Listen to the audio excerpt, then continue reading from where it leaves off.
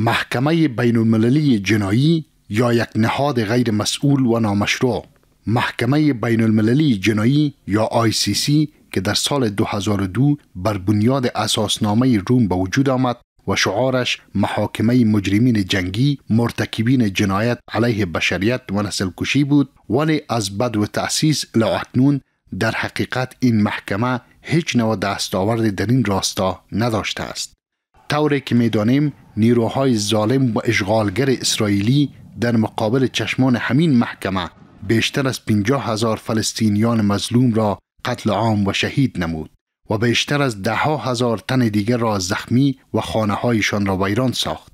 ولی این محکمه قلابی هیچ نوع عملکرد قابل ملاحظه‌ای در این مورد نداشت. گذشته از آن با وصف حضور همین محکمه آمریکا، ناتو و متحدینش بر افغانستان حمله نمودند و جنایات جنگی و ضد بشری را مرتکب شدند که بر جبین تاریخ و انسانیت لکه ننگین و سیاه خواهد ماند. ولی باز هم هیچ نوع صدا و حرکت از جانب این محکمه نامنهاد صورت نگرفت. حالا آمریکا به عنوان بزرگترین حامی این نهاد مخالفت صریح خود را در رابطه با محکمه بین المللی جنایی ابراز نموده است و وجود این محکمه را برای سازمان ملل یک نکته شرم‌آور و غیر قابل قبول عنوان کرده است. رئیس جمهور ایالات متحده آمریکا گفته است که محکمه بین المللی جنایی یا ICC هیچ نوع مشروعیت و صلاحیت ندارد. ترامپ گفته است ICC یا محکمه بین المللی جنایی یک نهاد غیر مسئول و اداره نامشروع است که دیگر قابل قبول برای ایالات متحده آمریکا نبوده و آمریکا دیگر در کنار آن نمی باشد. ما در این رابطه ویدیوی دونالد ترامپ را دریافت نموده ایم که آن را ترجمه نموده و حضور شما اکنون تقدیم می نماییم. طوری که اداره من اظهار داشت که آمریکا همیشه بر اساس منافع ملی عملکرد خواهد داشت.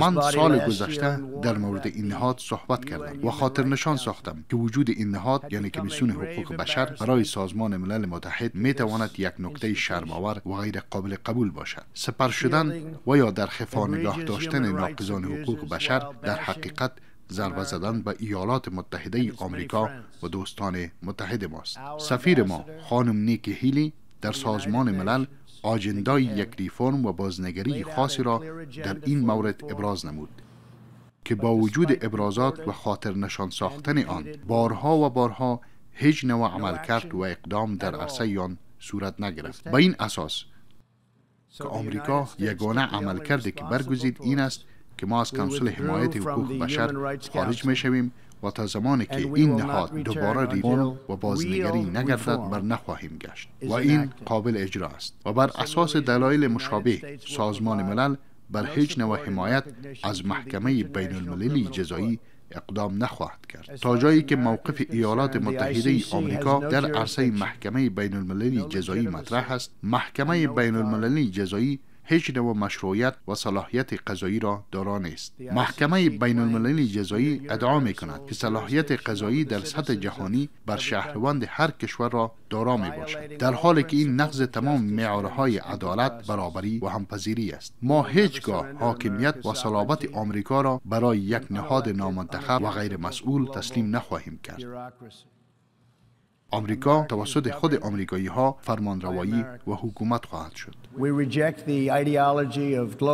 ما مفکوره جهانی شدن را رد و نظریه میهن پرستی یا وطن پرستی را تایید و پیروی میکنیم.